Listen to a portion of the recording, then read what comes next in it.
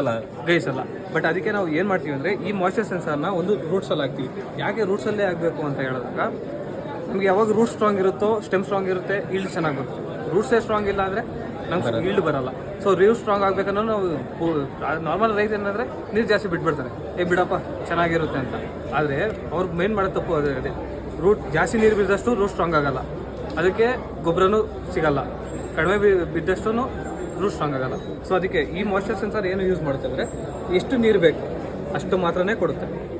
ಜಾಸ್ತಿ ಎಕ್ಸಸ್ ಆದರೆ ಓಕೆ ಜಾಸ್ತಿ ಆಗಿದೆ ನಿಲ್ಲಿಸೋ ಅಂತ ಆಟೋಮೆಟಿಕಲಿ ನಮ್ಮ ಅಪ್ಲಿಕೇಶನ್ ಎಲ್ಲ ರೈತರು ಇನ್ಫಾರ್ಮೇಷನ್ ಗೊತ್ತಾಗುತ್ತೆ. ಎಲ್ಲ ರೈತರಿಗೂ ಇನ್ಫಾರ್ಮೇಷನ್, ಎಲ್ಲ ರೈತರು ಸಹ ಆಕ್ಸೆಸ್ ಮಾಡ್ಬೋದು.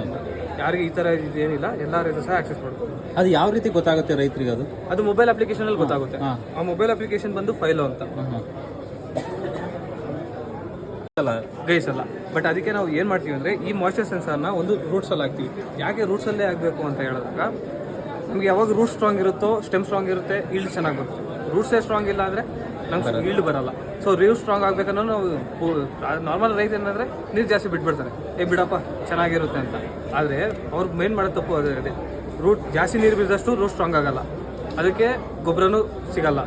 ಕಡಿಮೆ ಬಿದ್ದಷ್ಟು ರೂಟ್ ಸ್ಟ್ರಾಂಗ್ ಆಗಲ್ಲ. ಸೊ ಅದಕ್ಕೆ ಈ ಮಾಯ್ಶ್ಚರ್ ಸೆನ್ಸರ್ ಏನು ಯೂಸ್ ಮಾಡುತ್ತೆ ಅಂದರೆ ಎಷ್ಟು ನೀರು ಬೇಕು ಅಷ್ಟು ಮಾತ್ರನೇ ಕೊಡುತ್ತೆ.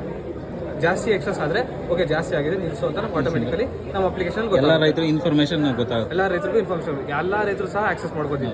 ಯಾರಿಗೆ ಈ ಥರ ಇದೇನಿಲ್ಲ, ಎಲ್ಲ ರೈತರು ಸಹ ಆಕ್ಸೆಸ್ ಮಾಡ್ಬೋದು. ಅದು ಯಾವ ರೀತಿ ಗೊತ್ತಾಗುತ್ತೆ ರೈತರಿಗೆ? ಅದು ಮೊಬೈಲ್ ಅಪ್ಲಿಕೇಶನಲ್ಲಿ ಗೊತ್ತಾಗುತ್ತೆ. ಆ ಮೊಬೈಲ್ ಅಪ್ಲಿಕೇಶನ್ ಬಂದು ಫೈಲೋ ಅಂತ